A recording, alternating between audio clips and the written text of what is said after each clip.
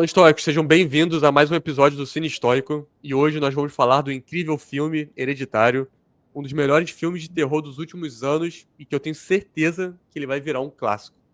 Nesse filme nós temos alguns assuntos como livre-arbítrio, trauma, luto e uma atuação impecável da Toni Collette, que pra mim claramente ela foi ignorada pelo Oscar por esse ser um filme de terror. Então, pra gente já começar, Chico, fala aí quais foram as suas impressões do filme. O que que você achou? Pô, foi um filme legal, né? Filme bem à tua cara mesmo, que essas coisas que você gosta de indicar de vez em quando. E como você falou, em relação às atuações, geralmente o pessoal das premiações tendem a ignorar filmes de terror, né? Não me lembro assim de ver um filme de terror que tenha sido muito premiado, mas é um filme interessante, né? Eu li que depois de ter assistido o filme, eu li que foi o primeiro filme que o diretor conduziu e é até surpreendente porque o filme é tratado assim, né? É conduzido de uma maneira bem técnica, bem interessante, né? Que o que conecta mais a gente com o filme pelo menos o que me pegou foi que a gente vai descobrindo as coisas junto com os personagens, né? Parece que tá todo mundo meio perdido ali com o que está acontecendo. No final, que é um final assim meio macabro, né? Eu fiquei impressionado com o que estava acontecendo ali, com as cenas. E depois que terminou o filme, eu comecei a pensar se tudo aquilo que aconteceu realmente, de fato, é a realidade. Aquilo ali realmente chegou lá, o demônio lá para dominar Coisa o mundo, ruim. né? Ou se aquilo ali é algo relacionado à família deles ali, que enxerga a realidade de uma forma diferente por uma série de fatores que a gente pode ir conversando ao longo do episódio de hoje. Exatamente. Eu assistindo, eu acho que deve ter sido a terceira ou quarta vez que eu assisti esse filme. Eu assisti ontem de novo pra relembrar, né, dos pontos. E veio pela primeira vez, talvez, essa questão de talvez aquilo. Eu acho que até a parte final do filme, que é quando desencadeia os eventos sobrenaturais do filme, Uhum. ele mostra que o filme ele deixa em aberto, na verdade, se aquilo ali são problemas psicológicos da família, psiquiátricos, ou se é realmente algo sobrenatural. Mas uma coisa também que eu notei nessa assistida acho que foi a primeira vez que eu assisti sozinho. A primeira vez que eu assisti foi no cinema. Tava todo mundo falando bem, aí eu fui ao cinema e a gente tem esse problema aí. O filme é de 2018, acho que é, não sei. Já tem um tempo o filme, mas naquela época a gente já tinha gente mal educada. Então eu assisti com um monte de criança. Criança não, adolescente, né? Já deveria ser um pouco mais bem educada, mas não ficava fazendo barulho, gritando. O filme de terror é muito complicado, né? As pessoas ficam com medo, então tentam se esconder através de piadinhas, né? Então é muito natural. Acho que as outras duas vezes que eu assisti foram com amigos, então eu não prestei tanta atenção assim nos pontos mais profundos do filme. Então eu consegui notar também nessa vez, e aí eu quero saber a sua opinião, que a cena de abertura é um close naquela miniatura que a Anne, né, que é a atriz principal, a Toni Collette, ela tem em casa, ela trabalha com isso, e é um close numa miniatura que é do quarto do filho. E aí entra o pai chamando o filho pro funeral da avó dele, porque ela acabou de falecer.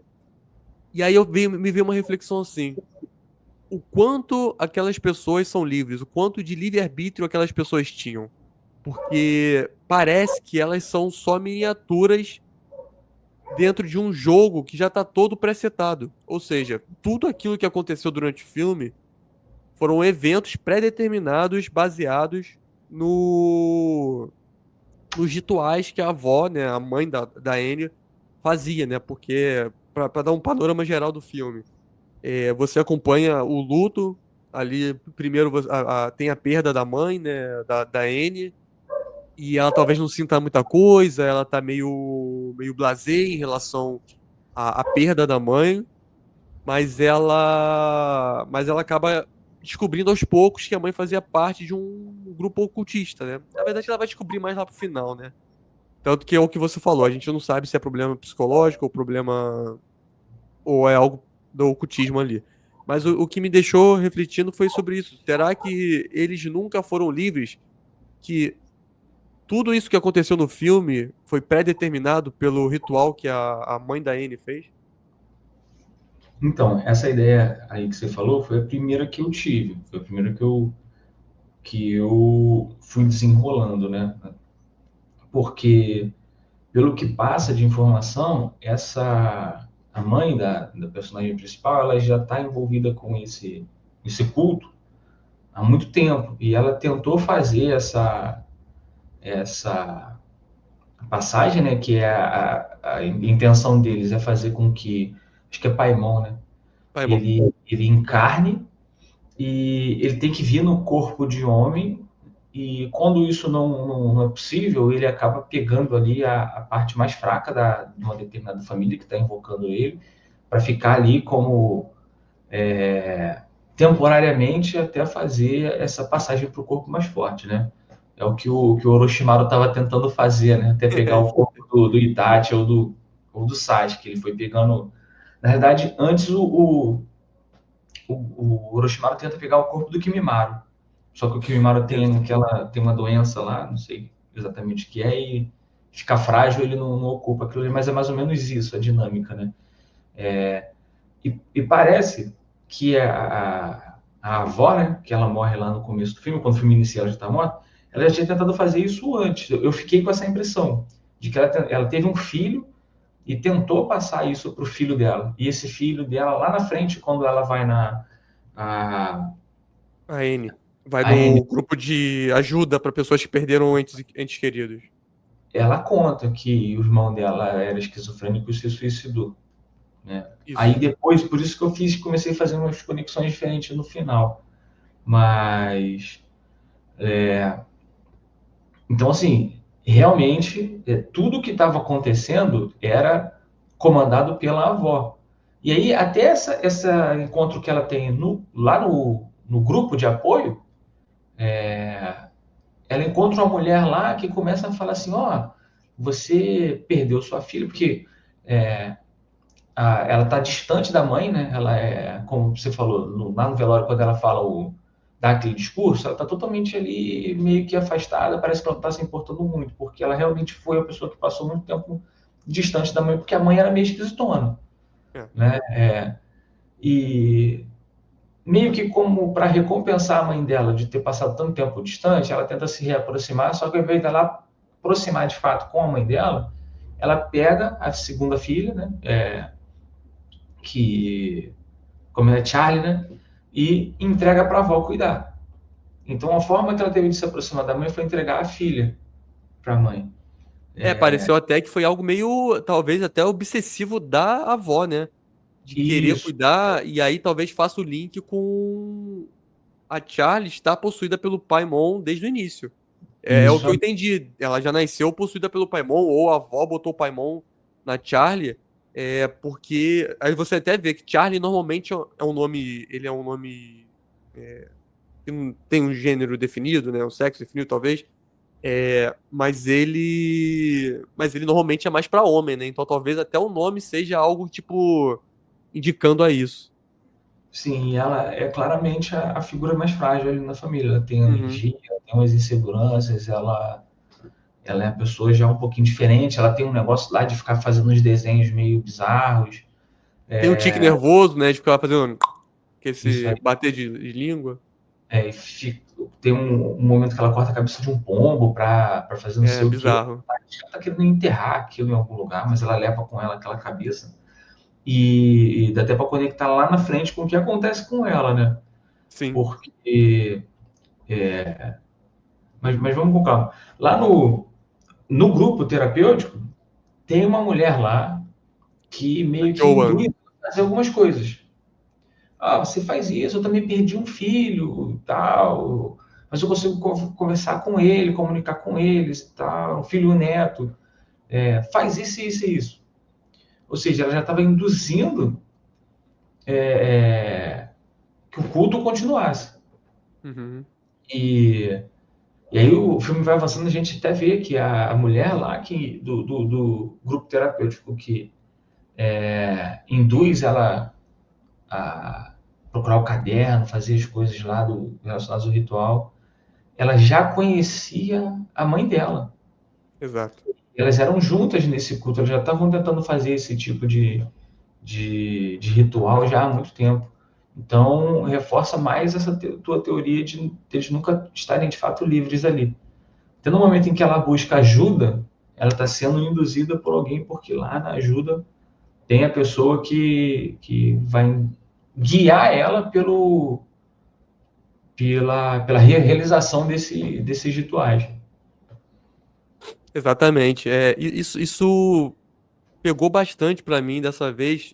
Das outras vezes que eu assisti, até o tema maior que ressoou pra mim foi a questão do luto e tal. Como você falou, pra gente até falar um pouco de luto, pra quem já assistiu o filme, você sabe já, o filme começa ali com ela não sentindo nada pela morte da mãe, e aí ela tentando lidar com esse não sentir nada, até que o filho dela quer ir pra uma festa. E aí ela fala assim, ah, leva a tua irmã. E ela fala assim, meio leva a tua irmã pra evitar que ele vá beber. Mas o moleque é muito mais da verdinha do que da cerveja, né? O negócio dele é outro. E aí, como você falou, ela tem uma alergia a nozes. E tem um certo momento que o irmão dela vai querer fumar com os amigos, porque ele tem uma paixonitezinha lá numa amiga. E fala assim, ah, vai lá, come bolo, porque ela toda hora tá comendo chocolate. Eu acho que o filme é muito bem feito, né? Porque é tudo amarradinho, tudo é bem detalhado, bem explicado, e não de uma maneira que transforme o telespectador, né? A pessoa que tá assistindo em burro, né? Não é muito explicativo, mas ele deixa as pontas bem amarradas. E aí ela começa a ter uma reação alérgica, até que chega a cena, uma das cenas mais chocantes do filme, que é ele com o carro, né, dirigindo na estrada para levar lá ao hospital, até que ela não aguenta, bota a cabeça para fora para tentar respirar, porque ela não estava conseguindo respirar. Ele desvia de um animal na rua. E aí a gente entra de novo na parte do livre-arbítrio, né? Será que foi o coisa ruim que botou ali o animal na rua, ou fez ele enxergar um animal na rua, mas de certa forma ele desvia desse animal. E a cabeça dela bate num poste e ela perde a cabeça. Ele entra em estado de choque, ele não sabe como reagir. Ele pega o carro, dirige pra casa, entra em casa, aí tu até escuta os pais falando: ah, que bom, eles chegaram. Então eles nem vão ver se chegaram bem nem nada. Eles só ficam assim tranquilos porque os filhos chegaram em casa. E ele deita na cama e fica lá em estado de choque, ele não sabe o que fazer. Até que no dia seguinte a mãe acorda, fala que vai comprar alguma coisa na rua e encontra o corpo da filha sem a cabeça, né? É uma das cenas mais chocantes. Eu não vou falar que talvez seja a mais chocante, porque o final, quando debanda pra parte sobrenatural, tem bastante coisa também que, que é chocante, né? Então, mas essa é uma das cenas mais pesadas. E aí sim, a Anne, ela sente o peso do luto. Quando ela perde a filha, a Charlie, ela realmente sente o peso do luto. E aí eu queria saber como é que você viu essa diferença aí dela sentindo o peso do luto, como ela até para trazer, hoje vai ser uma coisa legal. A gente ia trazer talvez até no final aqui do podcast, mas eu abri uma caixinha lá no Instagram para vocês comentarem sobre o que vocês acharam do filme quando assistiram. E a pergunta da Fernanda Garcia, que é minha comadre, ela falou assim: o que que você acha? Você acha que o filme é uma metáfora para o sofrimento do luto e para TEPT? E aí ela me mandou o que que é TEPT aqui, porque eu não fazia ideia que era TEPT. Que seria o transtorno de estresse pós-traumático. Eu queria saber o que que você entendeu dessa parte do luto e desse estresse pós-traumático. Então, no primeiro momento, eu confesso que eu não associei nada com nenhuma questão de transtorno, dificuldade, ou de adoecimento, ou de sintoma assim, mental. Mas eu tava levando o filme pro lado mais sobrenatural mesmo, né? Porque até por ter sido, não ter visto na época, né? Foi a primeira vez que eu assisti o filme. Por ter vindo de você, eu já imaginava que fosse algo mais sobrenatural mesmo. Mas, já que o pessoal entrou nesse ponto, depois que terminou o filme, tem uma parte curiosa nessa cena do acidente, né? Que o irmão dela bate ela acaba batendo com a cabeça no poste. que, não sei se foi impressão minha, mas eu acho que tinha alguns símbolos no poste É um símbolo associados do ocultismo. É. isso aí. Então não fui eu que vi coisa demais ali. Então parece que realmente aquela cena estava montada para que aquilo acontecesse. E eu acho que a Perfeito. questão de perder a cabeça é fator necessário para que o Paimon pudesse sair do corpo dela e entrar num outro corpo. E talvez eu acho até que a partir dali o menino já não é mais ele mesmo. Que até quando ele vai lá usar a verdinha de novo, ele começa a passar mal, a se sentir mal. As coisas que ele gosta de fazer já não estão funcionando muito bem, então eu acho que ali já começou de fato a transição, né? Mas, voltando para a questão dos transtornos, se a gente for pegar de uma maneira mais ampla, a gente pode inserir isso lá na N, né? Que é quem passa principalmente por essa questão do luto ali do estresse pós-traumático, mas todos eles ali da família dela, eles têm alguma questão em relação ao adoecimento mental. A mãe dela tem esse tipo de alucinação, que fica correndo atrás de coisas ocultistas. Ela fala lá no grupo terapêutico que o pai dela sofre com depressão, que o irmão era esquizofrênico e se suicidou. Aí depois ela mesma passa por uma série de alucinações, de estresse, questões relacionadas ao luto, ou sentia ou não sentia, ela tem dificuldade de lidar com esses sintomas.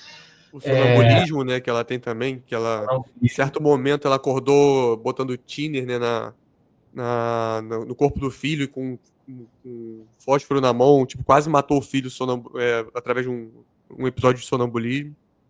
Então, isso pode estar até relacionada também a situações que ela teve com a gestação, que ela disse que não queria ter o filho e queria tirar o Exato. menino. Dá para a gente pegar tudo isso aí e associar com uma mãe querendo proteger os filhos de algo sobrenatural, porque ela já sabe que está acontecendo alguma coisa ali, então ela está agindo na direção de tentar proteger as crianças, né? Voltando para a parte mais sobrenatural um pouco. Mas, e aí a menina já nasce também com as questões, ela faz uns desenhos meio bizarros, ela tem alguma coisa ali meio complexa, você vê que a garota é diferente. Ela me parece autista, cara. Assim, trazendo pro algo não sobrenatural, né? Ela me Exato, exato. parece ter o traço de autismo. Então todo mundo na família dela tem aquilo ali. Tem alguma Tem, coisa tem alguma, psiquiátrica, né? tem, Psicológica. no final, quando ela fala pro marido, o negócio tá ficando esquisito, né? Porque eles vão para dentro de casa, fazem aquele ritual para tentar. Ela tá na esperança de tentar voltar a falar com a Charlie. E começa a acontecer as coisas mais bizarras na casa, né? Em geral. Que é o E aí ela, ritual que meio que traz que ela depois entende que foi o que trouxe a maldição pro menino, né? isso Pra ela aí. foi isso. E não a morte da Charlie. E aí o que acontece dali para frente? Ela tenta destruir o livro, mas quando destrói o livro, ela começa a pegar fogo, ela começa a ver aquilo ali. O próprio menino, né? Ele tem algumas questões de distorção de figurabilidade. Ele se olha no espelho, ele tem uma imagem dele de que ele está sério ou de que ele está assustado, mas ele olha para o lado do espelho, no espelho ele está rindo. Ou seja, ele se observa de uma forma que ele não é. Como ele não está sentindo, né? Assim, os distúrbios alimentares, eles têm disso, né? Da pessoa se Dismorfia é o ver, nome disso, né? sim. E aí você tem a figurabilidade que você tem na imaginação para o que você vê na realidade são coisas diferentes. Você vê, você tem uma dissociação de imagem. Então, ele tem esse tipo de dificuldade também. E tem estudos que foram publicados, acho que de 2015 para cá, que tentam associar essas questões mentais a situações genéticas e como a hereditariedade influencia nessa passagem desses genes que podem causar esse tipo de distúrbio, de doença. Não sei a que pé estão os estudos, porque eu não me aprofundei muito, mas eu sei que existem trabalhos que tentam associar a questão de como isso é passado para as gerações. E é possível que o diretor tenha puxado alguma coisa disso aí, porque o nome do filme é Hereditário, e todos eles, de certa forma, carregam aquilo ali. do ponto de vista de dinastia, de passagem de legado, né?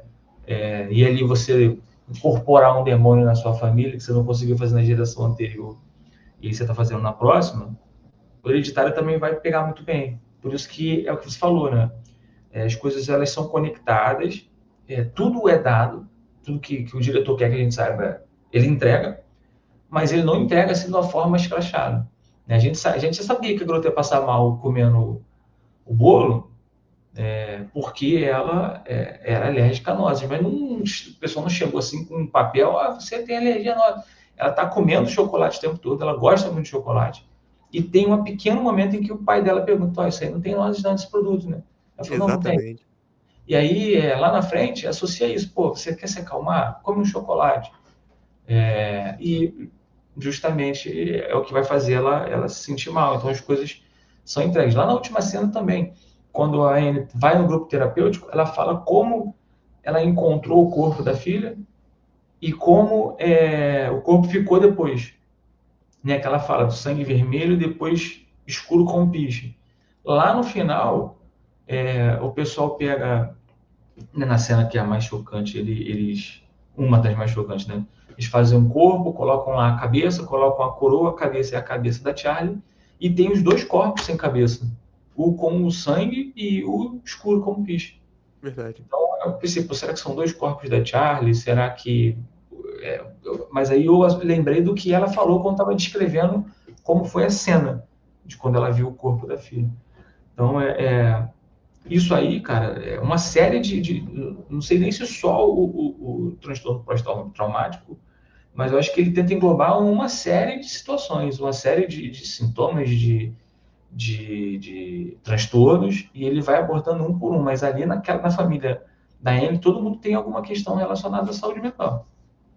Exatamente. Eu acho que você fez um link muito bom aí do nome do filme, né? Ser Hereditário. De a gente pensar se o hereditário é o culto, né? O ritual que é passado de filho, de mãe para filha, né? E pro menino no final, né? Quando eles são bem-sucedidos e finalizam o ritual deles, trazendo o Paimon no corpo do menino. Esqueci o nome agora do personagem. Ou se é hereditário, são hereditárias as doenças que cada um ali tem, né? Como você falou, o irmão da Anne se matou porque ele falava que a mãe deles colocou vozes na cabeça dele. Então, até a gente debandar pro final, onde realmente a gente entende que é algo sobrenatural e as vozes na cabeça dele não foram uma esquizofrenia, e sim um ritual que a mãe deles tentou fazer com ele porque ele era o homem da família, então ela provavelmente tentou botar o Paimon no corpo dele. A gente acha que talvez o hereditário seja uma doença, né? Então acho que você fez esse link muito bom. E um outro ponto, que aí é provavelmente o último que veio à minha cabeça, é que durante o filme, como a Anne trabalha com essas miniaturas, ela tem lá um prazo para entregar um certo trabalho, né? E você vê como ela posterga esse trabalho diversas vezes, porque ela começa a fazer o trabalho, ela não gosta, e aí ela começa a recriar, inclusive, o acidente da filha na miniatura. E aí eu queria saber o que que você enxergou disso, sabe? Assim, desse nível até meio macabro, sabe? Ela recria a casa dela, como a gente falou, a cena inicial é o close da câmera vindo e entrando no quarto do filho dela.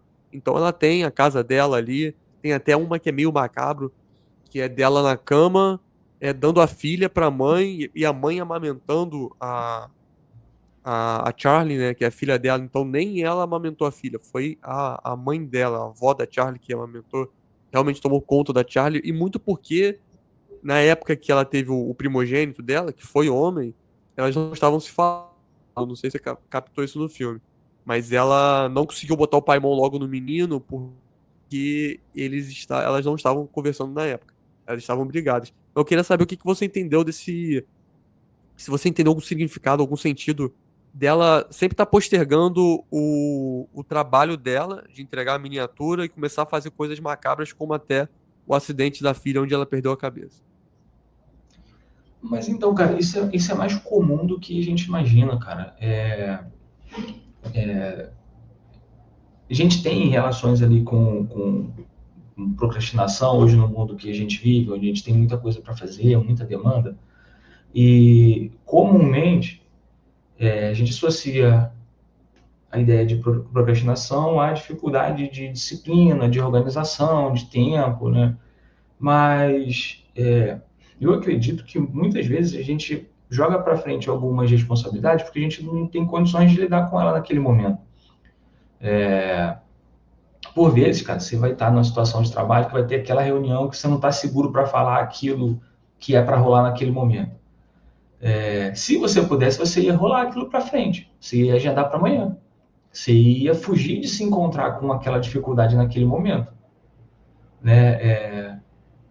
E na maioria das vezes, quando isso acontece, você acaba sendo o oposto do que você quer, né? Porque além de você não resolver aquele problema, seja da maneira boa ou ruim, você já sofre ele naquele dia. Porque você passou o dia inteiro pensando naquela reunião e no final ela não acontece.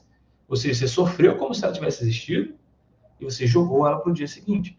Mas é uma tentativa de não se encontrar com algo que você sabe que é traumático. Entendeu? Então, quando vai dando o fim de ano que as pessoas têm que ir todo mundo para o Réveillon e lá as pessoas têm questões com a família, não querem encontrar com aquilo. A pessoa fica torcendo para o negócio dar errado, ou tem uma festa de aniversário de alguém ali, ou um encontro com um amigo, o pessoal do colégio juntou, e você, vamos embora, vou nesse encontro aí, nessa festa. E chega na véspera, você fica torcendo para o negócio não acontecer. O que você quer? Que aquele evento não ocorra. Então, eu não sei por que ela não quer, por que exatamente ela não quer que o trabalho aconteça, mas eu acho que ela não quer que aquilo acabe. Eu não sei se o trabalho, de certa forma, permita com que ela dê mais realidade a tudo aquilo que está na cabeça dela. Ela queria, eu acho que a tentativa de recriar o acidente, eu não consigo compreender exatamente o porquê dela ter feito aquilo ali. Mas a gente vê que ela tem dificuldade de lidar com o evento porque ela não consegue assumir culpa sobre as coisas que acontecem no filme, que são responsabilidade dela. Né? Foi responsabilidade dela, talvez, não ter tido uma aproximação correta com a mãe dela, que gerou a dificuldade lá na primeira gravidez. Né? Foi também responsabilidade dela entregar a criança para a mãe. Uhum. Né? Também foi responsabilidade dela forçar que o garoto levasse a menina para a festa. A menina não queria ir para a festa. Ela queria ficar, falou, não quero ir. Ele falou, eu não quero levar. E aí ela vai e coloca. E chega na metade lá do filme, ela fala com o garoto, a culpa foi sua, porque você matou a sua irmã e tal, tem uma discussão lá. E lá no final, na hora de encerrar o ritual, que ela quer queimar o livro, ela não consegue, ela pede para o marido fazer. Né? E você vê ali que, relacionado de novo à questão de saúde mental, o próprio marido nem acredita muito. Talvez ele já devia estar de saco cheio da mulher estar alucinando um montão de coisa. E aí eu só fui ficar confuso com isso depois do final do filme, né? Até então eu achava que ele realmente não queria participar mais daquele negócio, que ele estava com medo do culto continuar. Mas eu acho que ela não conseguia entregar aquilo ali, está relacionado a isso, essa procrastinação diária que a gente tem, de ter dificuldade de se encontrar, né? De nos encontrarmos com a realidade, com as obrigações, com aquilo que você tem que fazer. Tem a cama para arrumar, não, depois eu arrumo. Quando você chega no mercado, a última coisa que eu quero na vida é pegar aquilo tudo e colocar dentro da geladeira. Eu dou uma de doidão assim para sair, para ver se a Ana vai organizar as compras do mercado. Mas o correto é você fazer aquilo ali. E eu sempre fui assim, cara, desde quando eu era criança. Eu chegava com meus pais, eu não gostava de organizar. Eu já carreguei a sacola, não quero mais guardar compra. Mas assim, tem que guardar, senão as coisas estragam, né? Mas no dia a dia a gente vive se encontrando com esse tipo de coisa. Aquela obrigação que você tem que resolver, mas você não quer encontrar com ela agora. Então você fica postergando o tempo todo. E aí você sofre com aquele negócio ali eternamente, porque você nunca resolve o problema. E você pensa que você teve um alívio de poder rolar aquela data para frente, mas aquilo ali só te causou mais mais sofrimento mesmo. Então é isso, pessoal. Só pra gente fechar aqui hoje, então, eu vou trazer mais um comentário, não foi nenhuma pergunta que o pessoal fez, mas que é algo muito natural pra quem assistiu esse filme. A Jamile falou que esse filme a fez ficar durante um bom tempo com medo e nunca mais assistiu nada igual. Não sei se tu teve alguma sensação, eu tive um pouco dessa vez assistindo sozinho, mais focado, por mais que eu tenha assistido durante o dia. Eu senti um pouco mais de agonia do que quando eu assisti na época lá com mais pessoas, né? Perdendo um pouco o foco. Eu não sei se você teve alguma sensação também aí esquisita ao assistir. Acho que medo, você, pelo que eu conheço você, você também não tem medo de filme de terror. Mas teve alguma sensação estranha ao assistir? Então, como eu falei, né? Já contei para vocês diversas vezes. Eu tenho dificuldade de sentir, de ter algum tipo de susto, medo com filme de terror. Até porque, para mim, esse filme de terror sempre ele é muito desgrudado da realidade. Mas, ou melhor, da realidade que me assombra, né? Sim. É porque a gente, voltando até para as questões de saúde mental, para o esquizofrênico, tudo que acontece na cabeça dele é real. A gente tende a achar que por ser alucinação, aquilo não existe, mas existe, senão a pessoa não está em Uhum. sofrimento. Então, tudo que ele conta que viu, ele de fato viu. Tudo que ele conta de ouviu, ele de fato viu. Por isso que é algo angustiante. Então, assim, o que eu sinto com esses filmes é muito mais algo da ordem do desconforto, né, de uma impotência de não saber o que vai acontecer, de não saber o que fazer para resolver os problemas. Tem um monte de filme que acontece um monte de situação, né? Por exemplo, quando eu assisti, acho que foi Troia, né? Tem o Brad Pitt, que ele Sim. desce lá para lutar com Aquiles. Cara, se eu fosse o rei, eu tô vendo que o cara lá embaixo é o cara brabo pra caramba, cheio de espada, cheio de um montão de coisa, dando um monte de piruleta, né? Eu vou descer lá para o cara me matar? Eu jogava muito de flecha nele e matava ele, problema dele, depois ele só carrega o corpo. Dava para resolver de outra forma. Então eu fico pensando, pô, cara, o cara não jogou o negócio lá de cima, no Titanic mesmo. Pô, porque o cara não arrumou outra madeira para ficar pendurado ou subiu na mesma porta lá que a menina? Então, assim, a gente vê saídas, né? Pô, se o cara lá, o Leonardo DiCaprio não ganhasse no baralho lá no começo, a passagem, ele ia morrer. Então, É. assim, tem saídas.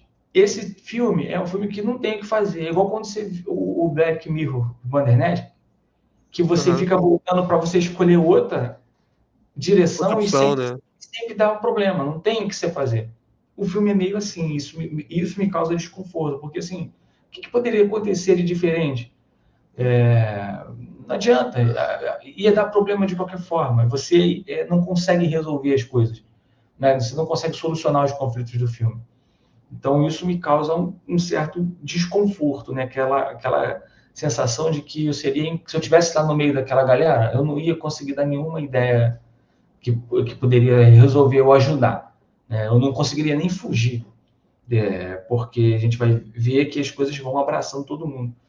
E uma cena assim que me deixou, vou falar que me deu uma certa azia, não foi nem a cena final, né? Quando aparece lá os velhos pelados, a pessoal, corpo sem cabeça, a cabeça da Charlie lá no boneco, com a coroa. O que me deixou assim mais mal, porque quando eu sonho, eu sempre sonho que tem gente me perseguindo, é quando a Anne sai correndo atrás do garoto e ele tenta Uhum. fugir.